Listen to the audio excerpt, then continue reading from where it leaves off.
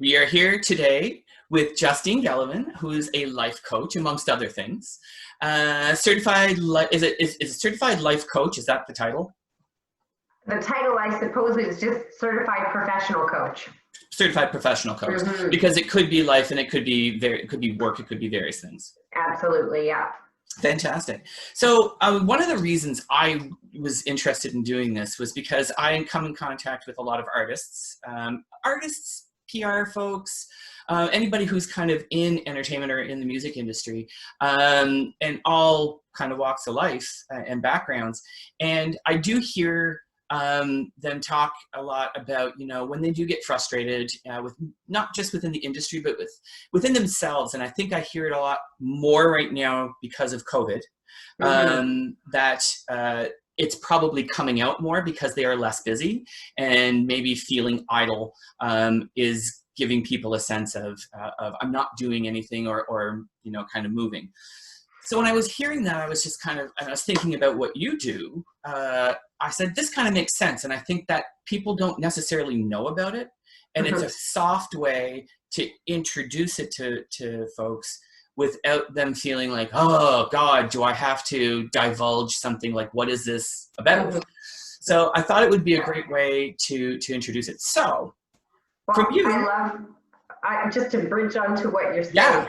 I love that you brought up the pandemic in particular as being a real catalyst for change, because I've felt that not only for myself, but I've seen a lot, if not everyone around us, is having to pivot and change and try a new thing. And I'm seeing a lot of people hit a point where they're going, there is no normal. There has to be a new normal now. And then people feel, I've seen people are feeling this permission to try something totally different. And that's where coaching is a great space to kind of go, what should I even do? How do I even think this through? Yeah. And it's, one of those things where could you hear me all right? I can hear you. Okay, I just got feedback. So with coaching, what the starting point? I'm not sure. Like, how would you define professional coaching?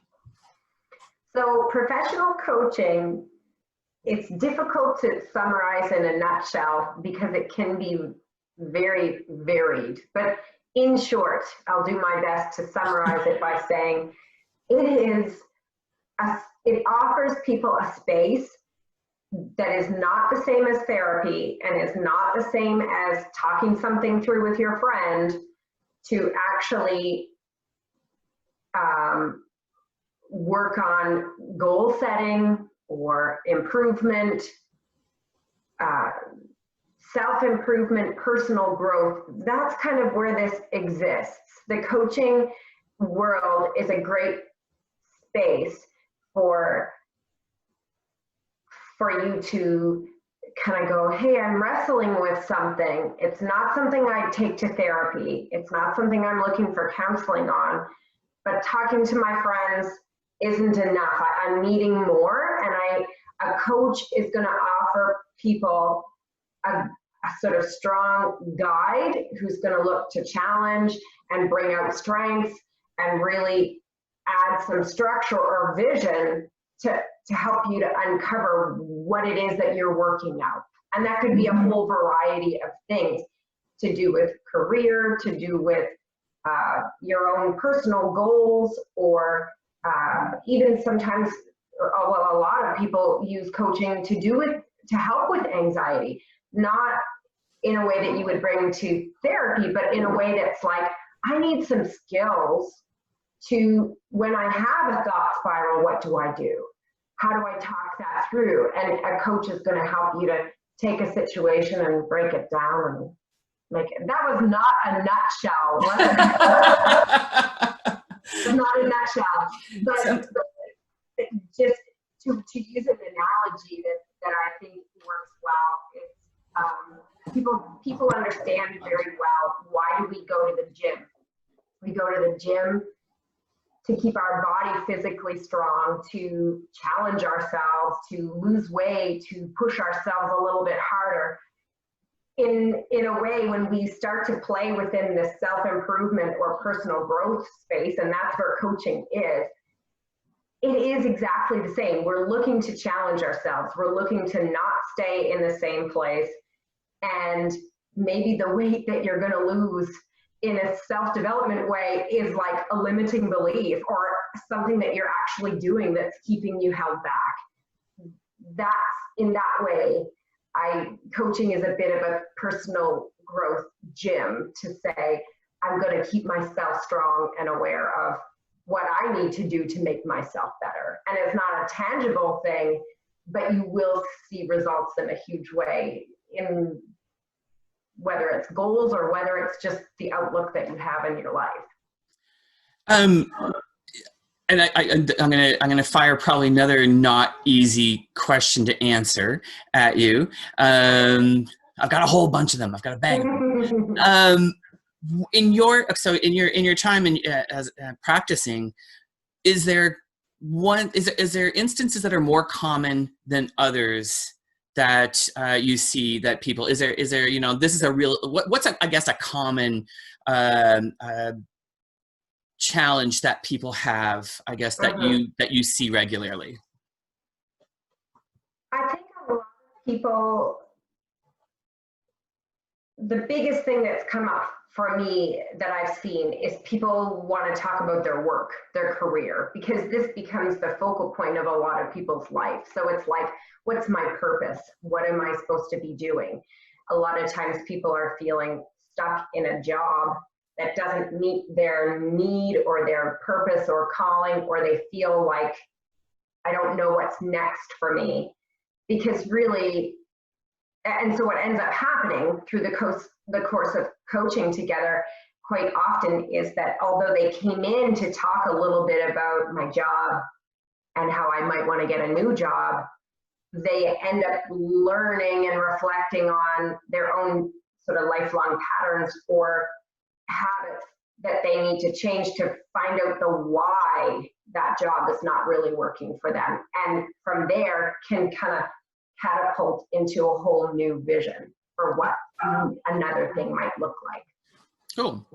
So what does that look like? Like for those out there who are, I get the sense that probably like anyone going to a first time kind of, whether it's coaching or therapy or counseling, there's always, this misconception of what it's going to look like, what's going to happen to you, what the practice is like. So what does that look like for someone coming through the door? Yeah, so in a really simple, tangible sort of analogy, like we think therapist and we think like you lie down on the couch and you're just spilling your guts out into the universe. A coach, I would say, most of the coaching that I have done is completely virtual. The way that we're meeting right now is the way that most people will meet with their coach. So it's completely comfortable and private in that sense, where you're just meeting with whoever or wherever you are, usually on the phone, sometimes in person. But in terms of what it's actually like, what you can expect for your first time, I think the coach is really going to be looking for a sense of what is it that you think you want out of coaching, and then let's help to refine that a little bit. So, we might say, I want a new job, and that's what I might say in my first coaching session. But from there, the coach is probably going to help you to refine, okay, I say I want a new job, or I'm working around my career. What are 3 things that actually have defined outcomes that we can work towards? And from there, those are the goals that we'll be weekly or monthly checking in on specifically around. But sometimes people don't know. They just know, like, I feel stuck and I don't even know how to go forward. So the very first session with a coach will have a lot to do with. A lot of people will call it a discovery session, right? Where you might go over a whole myriad of Here, let me just read out some questions that I do in my discovery session with people. So I might ask people specifically to tell me or to list out through like their greatest strengths, what gives them energy, what do they want more of in their life, what do they want less of in their life. And then I kind of have some fun. I'll say like, you know, how would your friends describe you? And how would the people you work with describe you? And then, you know, quick questions around like, I feel stressed when or I'm afraid of, or I want clarity on. These are all simple. They seem like really simple questions, but when you actually take 10 minutes to think through a thought about like, I really want more of this and less of this, that can be very revealing to kind of go, oh yeah, I say I want more time with my friends or more time to relax. But then when you actually think through my habits and what I do, I'm not leaving myself any time to actually do that. And so that could become a really great goal to work on with a coach. So the same thing, I guess, could apply to if they're stuck in, and again, I come back to artists or whatnot, anyone who's stuck in their world where they can't seem to kind of get things done or move things along as fast as they feel that it should be, because it may be the point that maybe they shouldn't be moving as fast, but they don't realize that till they kind of start to break things down. Yeah, I mean, definitely. I find that that's the case for life, definitely. Is that we think we're going to start something and we're going to end up at the 10th step ahead. What does the first step look like? What does the fourth step look like? And actually managing expectations around being happy and like celebrating the fact that it is a journey and a progression. So I think if you're an artist and you're in that spot where you're feeling like I'm looking around me and I'm comparing myself, which we all do. We compare ourselves to the other social media feeds of everyone around us.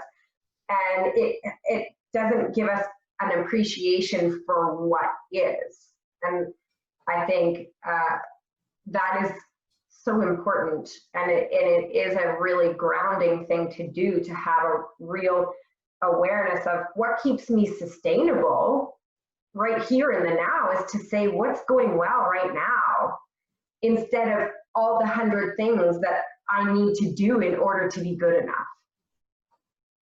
That's a great point, to be honest, and that's just, you know, you hearing that even from myself, which I am my own worst enemy most of the time too, but hearing that and kind of putting it into perspective, it's kind of like, you're right, we don't really think like that a lot of times. So self-awareness is it seems to be a very big part of it. Yeah. And I think that we feel that we're self-aware sometimes, but then the real self-awareness is the work, I guess. I mean, yes, that's a really great summary of it. And it's so interesting because I consider myself fairly self-aware, and yet the more of the work that I do, the more that I realize it's limitless, it's endless. Sometimes I get this picture in my head. This is just my visual. I'm a visual person, so I get this picture in my head of like a mime or like someone who's like opening a gift, and it's like they open up a gift that's wrapped, and then they open the layer, and it's another layer, and and then they keep going like another one and another one and another one. And like, to me, it is a gift. The more that I get to find out about myself, what makes me tick, what's actually going on in my head, if I choose to view this as a gift that I get to do, then it helps the fact that it's hard work, but it is so meaningful, and it will help you to see the world so differently that it is worth it. So right now there's some folks in maybe higher admins around the world who maybe need some life coaching is what you're saying. Self-awareness is so interesting because it is the basis of emotional intelligence. And so when we look at the foundation of emotional intelligence, that tells us like how I'm aware of my own feelings, my own thoughts, my mood, what's going on for me, then I'm going to be able to start seeing that in other people. But not only that, if I can start to manage it and choose it and not just go like, oh, these thoughts just happen to me.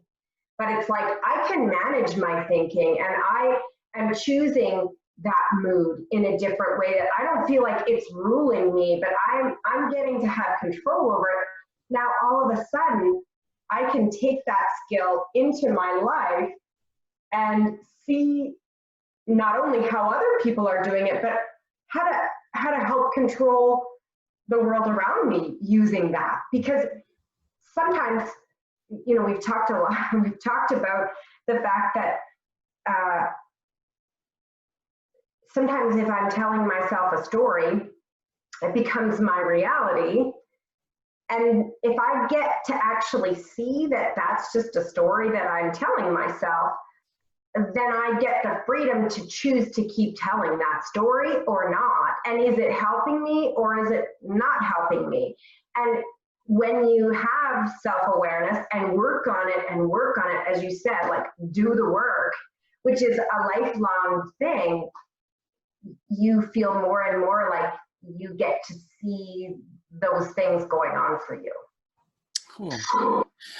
Okay, so, and for anybody who's in the room right now, who's joined us, if you do have questions, feel free to ask them in the chat. They'll come to me, and then towards the end, we'll go through the questions if there is any that are out there. If something kind of pops up that you'd like to know a little bit more about.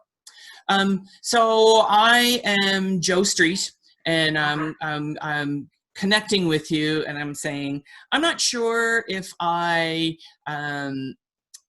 if this is something that kind of would work for me. How do I know if this is something that I should be doing, or if it's just something that, you know, may help? What would you have, like, I guess that, yeah, what would you ask me? So, you know, in an effort to sort of talk about the profession in general, if you've ever thought, I wonder if I should get coaching for this, my go-to is always yes. because a coach is a professional, and so they're going to give you a good sense of whatever the topic or area that you feel you want to work on, if that's a coaching fit. So as an example, there are some things that are not a coaching fit. If there are things that you're struggling with that deal with depression and anxiety that requires medication, anything that has a real sort of mental health diagnosis around it, any type of suicidal thoughts or areas of your life that you've experienced trauma, those are all examples of things that a certified coach is going to bounce you automatically to chat with a therapist about, because those are so important and they're not something to take lightly, and it's really a medical not condition, but when it includes a medical component, that's something that wouldn't necessarily be a coaching realm. But if you feel like coaching, I'm trying to think of some topics. I wrote a few down earlier, trying to think of like examples of things I've talked about with my coach. Let me pull these up because I wrote them down earlier. Okay, so I've talked about these things with my coach. Who am I? Like, really, what am I even good at? I don't even know what I have to offer this world anymore. Sometimes I feel so scattered and spiraled that I go, I could go this way, I could go that way, and I have no idea what to do first. That's a great conversation to bring to a coach. There have been other times I've taken to a coach things like I need to choose a new path. I need to have confidence that it's the right one. I need to really explore that within myself. And then once I do, I need to set up some kind of accountability or structure to help me stay with it in a way that is going to make a sustainable change. And that sometimes I've done, even if I don't feel like I'm really stuck. And there are times that I feel like I am way stuck and I can't even make sense of it. And so I need to move forward. So I would say if you're Joe Street and you're going, I don't even know if this is a coaching concept or not. Most coaches offer a discovery session for either a limited rate or a free rate, because it really is an introduction to coaching, their style, the way that they do it. And also at that point, you'll talk through the issue and get a sense of, is this a good fit? And if so, that coach is going to lay out how they would sort of recommend, or what program they might recommend to go forward. So, you know, should you or shouldn't you? Mine is always yes, because I feel like explore it. And if you have a willingness to grow and try it, yes, do it. Cool. So I'm thinking role playing. I'm thinking, is there something that the audience could see us do that kind of gives them a sense of things?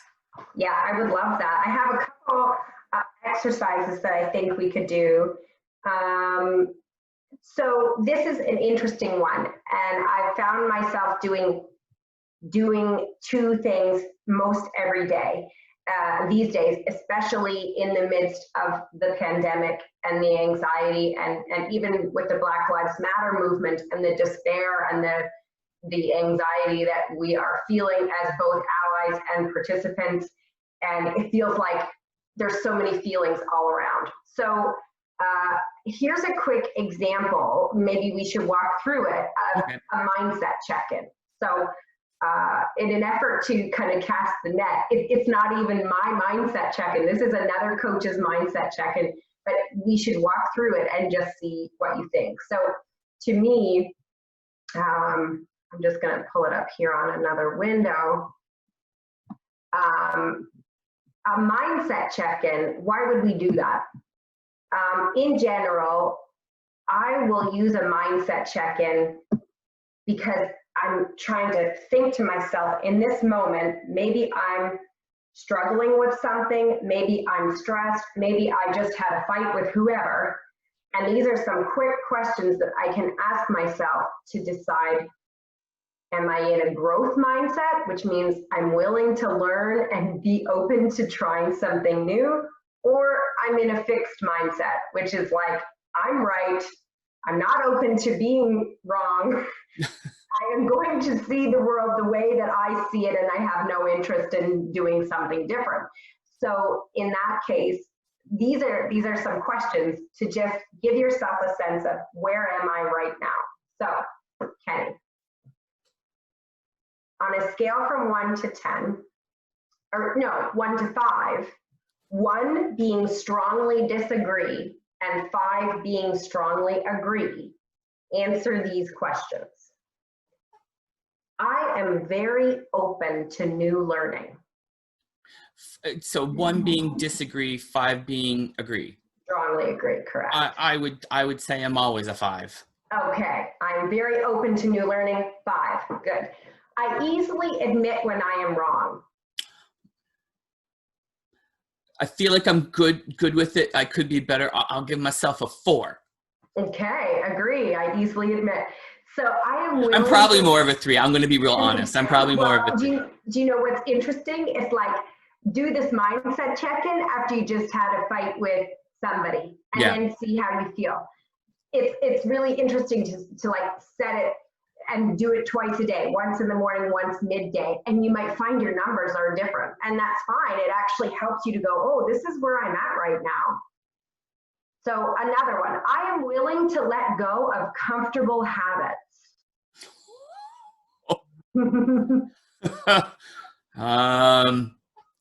I think it's dependent upon the situation. I think I'm right in the middle again with a 3. Right, 3. I proactively participate in conversations outside my expertise. Oh yeah, I'll say 4. There are some topics that I think it depends on who's talking, if I'm comfortable with the person, or if I feel like, as an example, I'm not going to go into a football conversation with people who I feel like are not going to entertain my lack of knowledge. That's a little, I'll probably just listen. I probably won't actively engage because I need to know where I can actually engage. Fair enough. And that's very self-aware of you. Me and the football. Scale from 1 to 5, I ask for help. Oh, I'm terrible. I'm a 2. Okay. Oh no, no. Yeah, I'm a 2. I don't ask for help. Like, I'm bad for that. Right. Yeah. And then the last one being, I am willing to take risks with my decisions and actions. Again, I'm probably middle of the road. It depends on the scenario and what it is. I feel like I can be a risk taker, and then there's certain scenarios that, because of past experiences, catch me up, and I'm kind of like, there's a lot of hesitation because of it, and I have to think my way through it as to whether or not I'm hesitant because I don't trust in the outcome, or because I'm allowing external influences from the past drive my decision. Right. Yeah. Right. Yeah. And so just because, I mean, can you just take 30 seconds to reflect on how you felt answering those questions? I typically feel okay answering questions. I guess I wasn't expecting certain ones. I think what did it bring up for you? What's that? What did it bring up for you in terms of like, oh, I didn't know that, or maybe I could think about that, or whatever? When so about the asking for help, it's always been both a self and others criticism, or not necessarily criticism, and that's the problem, is that I look at it as a criticism. Right. But to be honest, it's not that people are criticizing me. They're pointing out the fact that I probably take on too much. If I unloaded some of it, I probably wouldn't find myself in some of the positions that I have in the past, overloading on work, or running around too much, because I'm not either accepting help, or I'm not actively asking for it. So instinctively, when you said that, I was kind of like, right. But in my mind, I feel like I'm asking for it. Yes. But I'm not actually verbalizing it. I'm not practicing what's in my mind. Right. Because it for me, I guess it probably comes along with a lot of extra things, like, okay, to ask for help, what does that mean for me? What does that say about me? Yeah. And there's a lot of things that are there. So immediately when you said that one, I was kind of like, here it is again with the helping and yeah, taking on. I mean, so my guess is there's something coming up for you about asking for help means this about me. Yes. Like there's probably some kind of statement in there that's kind of wired to say, like, if I have to ask for help, that's weakness, or that means that I'm a failure, or who knows, any myriad of beliefs that you may be playing in your head that question kind of triggers for you. It's definitely a negative on the other side of it, right? Right. Whereas and I've tried this before, trying to kind of almost rewire myself in a bit to kind of look at it and say, okay, asking for help, or, the word delegating always comes along in a work capacity, is not necessarily a negative. I have to figure out what's a positive in there, and I have to allow that to be the forefront of it, so that I understand that, you know, it's a lot of talking in your own head. It's a lot of talking yourself through it. You know, as I've said this to many people, I'm bad for the rabbit hole. And sometimes if you were with me by yourself, you'll hear me loudly exclaim, rabbit hole. It's because I've done it and I've realized I've done it. And I almost have to physically say it to stop myself. Otherwise, I'll just continue it. Right. Yeah. And it's so interesting because you said, like, it's a lot of talking in your head and like going down, maybe it's going down a rabbit hole or whatever. And I do think both coaching and, you know, self-awareness work is going to have you more aware of the talking that you're doing in your head anyway. It's happening anyway. It's just whether or not we're slowing down enough to hear it. Like you said, like, you eventually see it, but sometimes it takes you a long time to see it. And so, like, the more practiced you get at it, the quicker you go rabbit hole. Yeah. You know, because you'll see it sooner. Yeah, and then it kind of just shakes me out of that mindset where I have started, you know, fixating into one direction, and typically it's a direction I'm going on because it's meant to be positive. It's usually kind of work related at first, and then it's weird. I kind of in my own head attribute it to like a train. You're on the track and you keep picking up more and more baggage as you go further and further down the rabbit hole, kind of thing. Right. Yeah.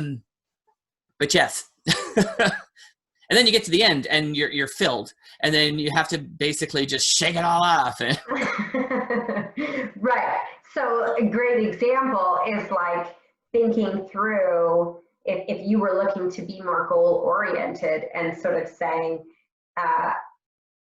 what do I want to pick this up, and like be more deliberate about like having that thought of, okay, what was the goal I set out to do, and how does this match up with that? Right. And you know, that takes practice for sure, especially if you're on a train and the train is just zooming by. Like, that's how quick the thoughts can be. It's and that self-awareness piece, because I think sometimes we, and I don't know about others, and you may have come across some folks who think this way or don't think this way, but sometimes I think people think self-awareness means outside, like that you're aware of how you feel about external things. But self-awareness is that plus all of the things about yourself that you don't actually even realize sometimes that you are doing or you're feeling or thinking, and that kind of thing. Yes, I would agree. And a great sort of tool to use that ties right into that is the difference between looking at the content of something, which is the thing, the issue, and the context of it. And the context of it, that's how I'm being with the thing. So when self-awareness helps me to see things around me with clarity. Why? Because I can see that there's a thing, like there's a fact, there's an issue, there's something, and then I'm better able to see how I'm being with it. And that really is the crux of the self-awareness piece, because it's the ability to say, the thing that's happening is the project is late. Right. It just is. That's the fact. The project is late. How I'm being with that is the story, and that's my reality of what I'm experiencing. And so that's the crux of the self-awareness. A lot of people will think like, that project is late. That damn team is always late. I never should have counted on them. And then when you say to them, so what's the fact in that? What's the fact? They'll go, that team sucks. That's the fact. And you're like, well,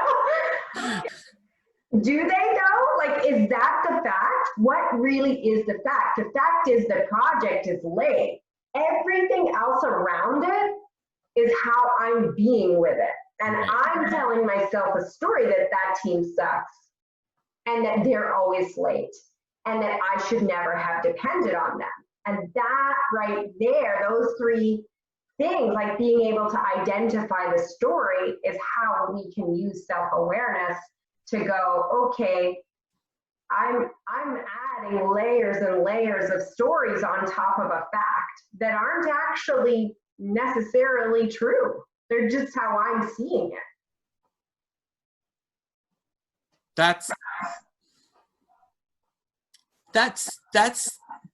tough, because I guess our innate like knee-jerk reaction is blame. Yes. Rather than breaking it down, because typically, and in this instance, when you're talking about like something being late, and depending on what the outcome of something being late means for you, could totally completely change those stories that you're talking about. Well, like, and the case in point is, like, if you ask everybody in the room, if you just say like the project is late, and then 10 minutes later check in with people, you'll find that everybody had a totally different story about why the project was late. Yeah. And it's usually not just going, well, the project is late. Yeah. Usually it's like, oh well, stories about why it's late, and our blame and our judgment and the things that we have attached to it that are really usually self-serving. Like, it's something that's like, this isn't working for me or whatever. Like, I'm trying to think of another example that's more well, another great one as an example of like context, and this is more to do with like personal. So I could say the fact is, the content is, I didn't work out today. And I might even have a goal to work out every day, but I didn't. So what kind of stories would you tell yourself if you were like, I didn't work out today? Oh my God. Well, I mean, you get to anything from like, well, this happened, and of course this derailed what I was going to do, and it's kind of like, and then somebody showed up at the door, and then I got a message about some, like, there's so many ways that you can build. Or like, I'm never going to lose weight. Yeah. Or like, I did it again. That's just me. Yeah. Never keeping to what I said I would do, and all of a sudden I'm doing a real like down on myself. When the reality is, the fact is, I didn't work out. And so that's an example of, you know, helping to see the difference between the fact and the story about the fact. Cool. That is self-awareness, in the sense that when we can really mull down to kind of go through those layers of like, what did I tell me? How am I being with this? You know, you're being with something from a negative perspective when you're reactive. Like when you're angry, when you're sad, when you're fearful, you're looking to control something. Generally, you're being with it from a negative state. And I guess for ourselves too, like we typically do that, especially if it's something that we feel like we should be doing, but we didn't do, and it impact, like, you know, how it impacts us. I mean, health is a really great way about it, especially with exercise and that kind of thing. Yeah. I'm going to check our chats here. Good idea. A couple of questions. So there is, I'm just going to the top.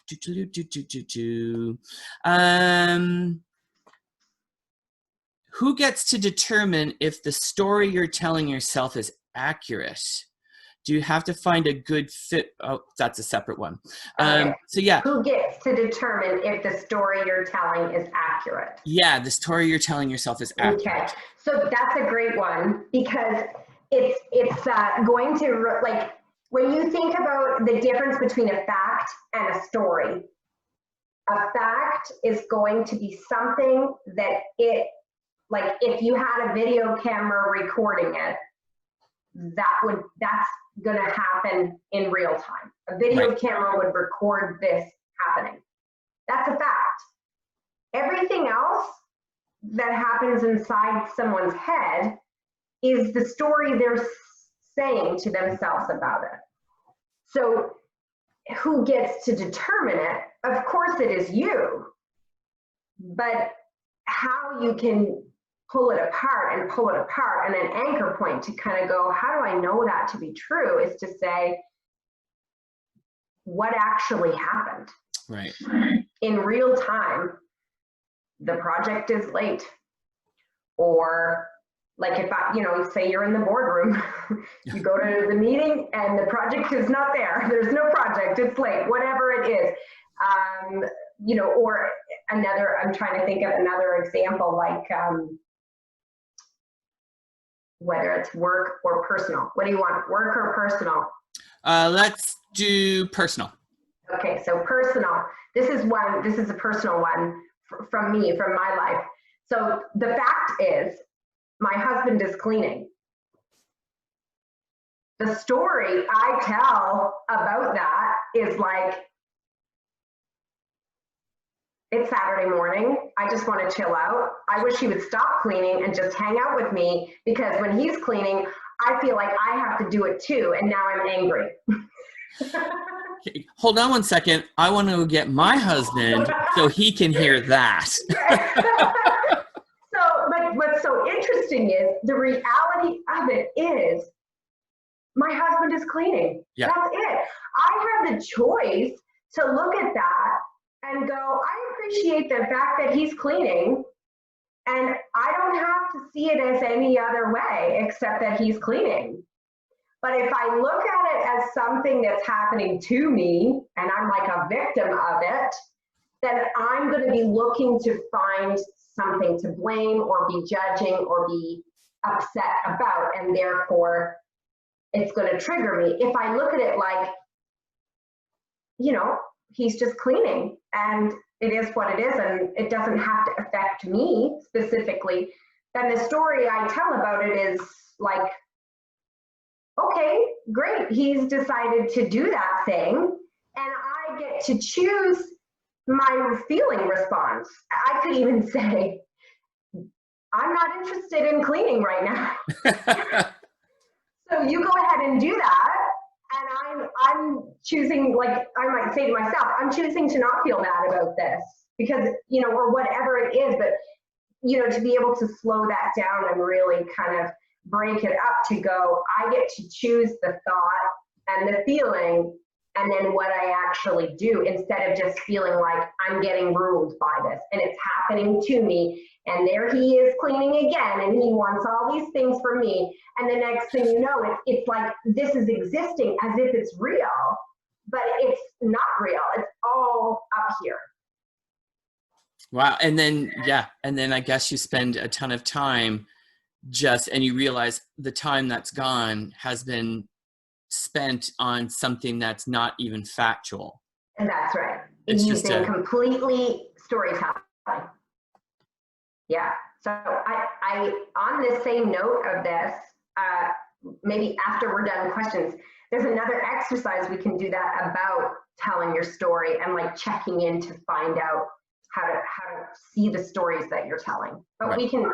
What are the other questions? The other question, I think you already actually answered. The question was, do you have to find a good fit with a coach just like you would with a therapist? And you did say that at one point as part of the process through the discovery to see.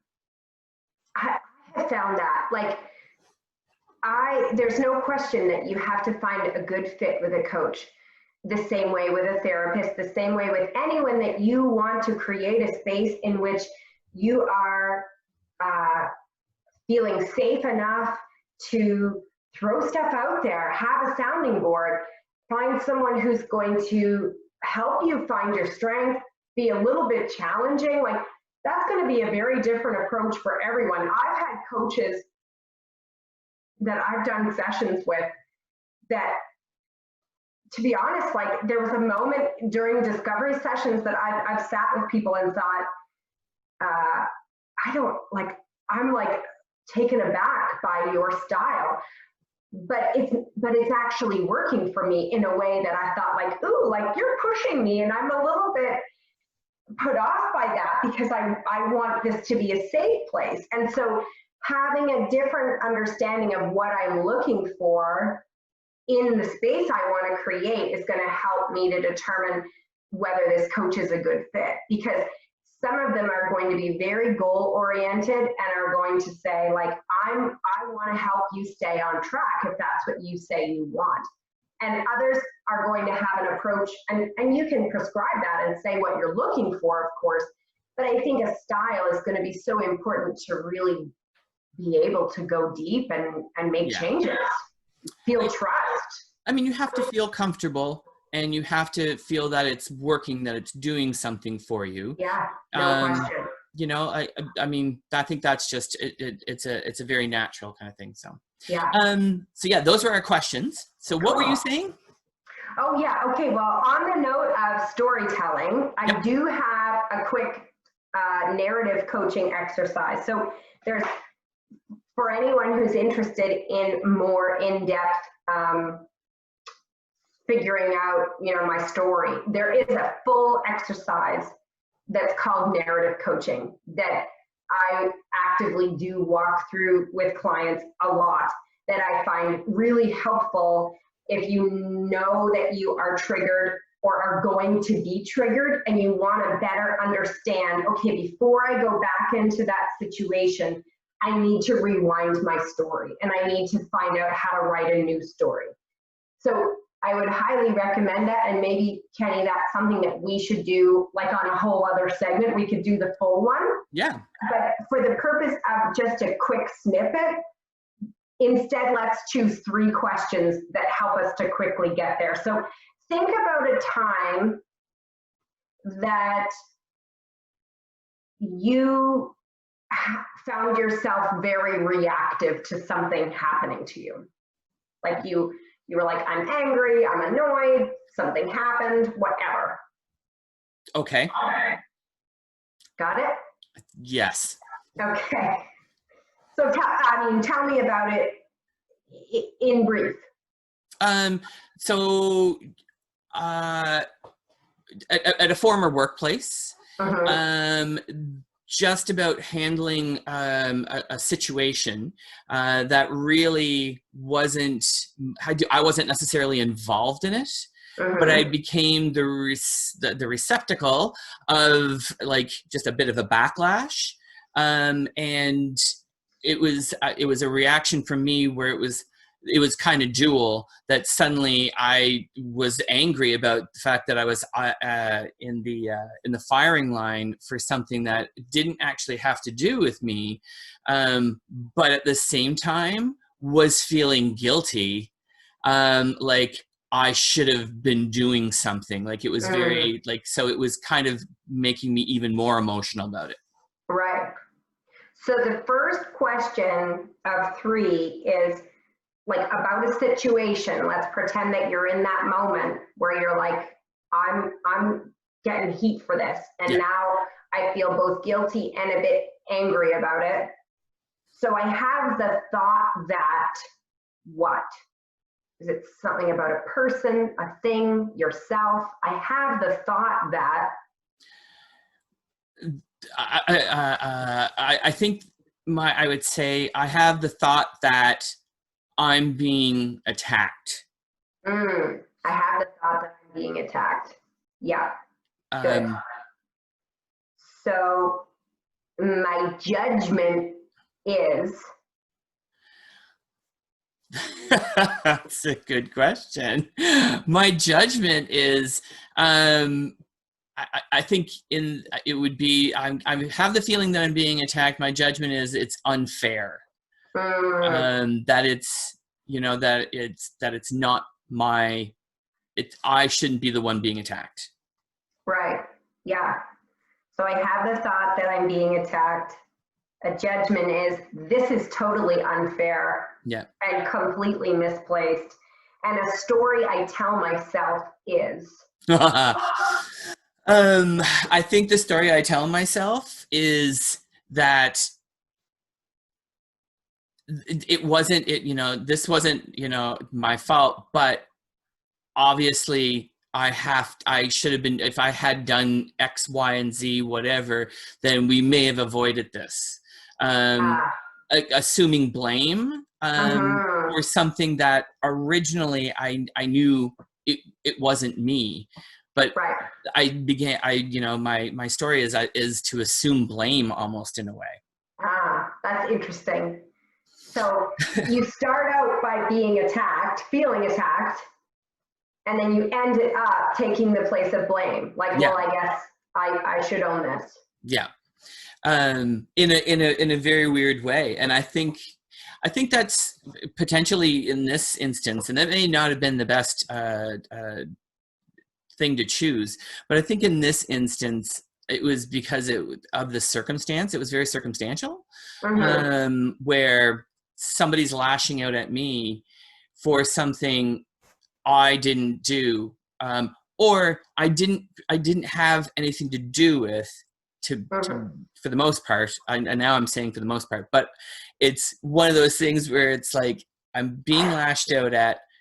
It wasn't my responsibility, but then there's pieces along the way where I'm kind of like, okay, I know that if I had at least had a different conversation or took the time to have a conversation with somebody, but again, it's about, I end up taking the blame in this scenario.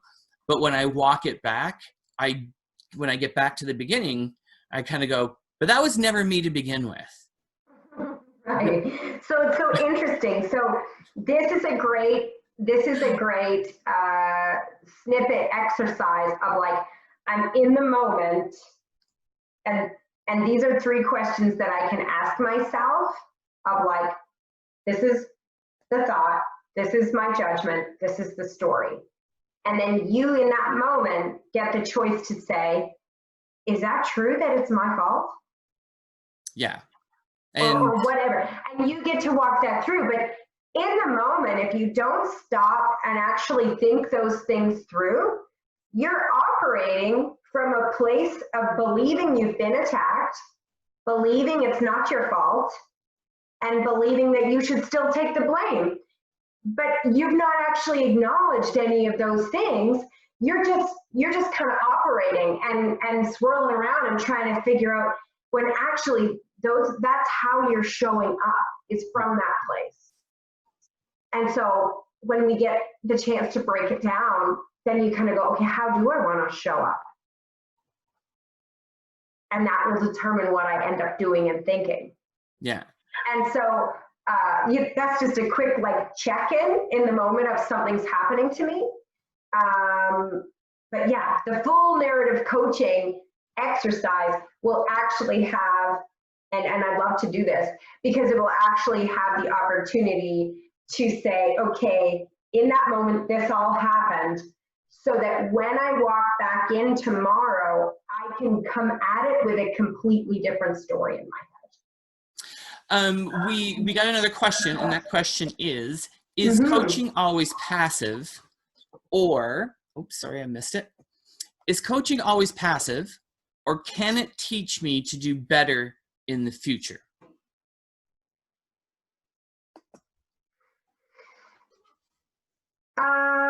So what I think I'm hearing is coaching passive, meaning we're talking about things that have already happened.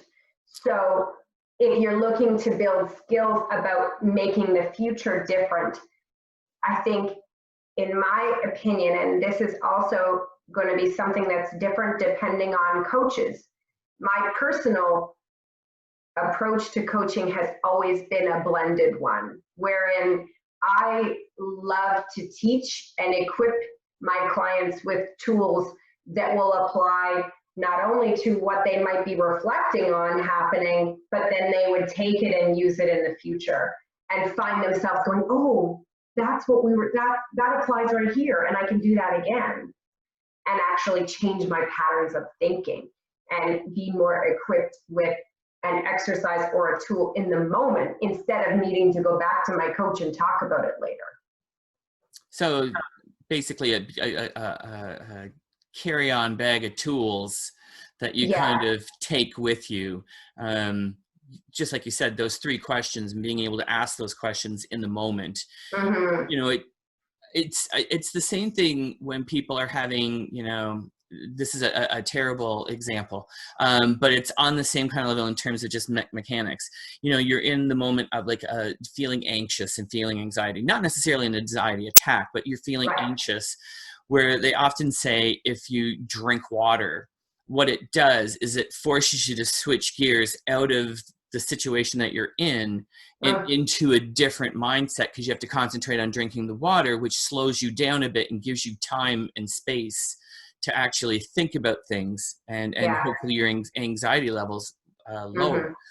Whereas in this case, what it is, it's like it's stopping you from almost ruminating in a way on something, and steering deeper into it by asking 3 questions that pull you out of the, if I'm getting this right, it pulls you out of the situation at the time to actually ask the questions so that helps you think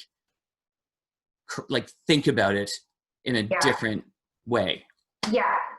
More, and like, to use those terms from before, the content hasn't actually changed, but the context, how I'm being with it, that's what I get to change.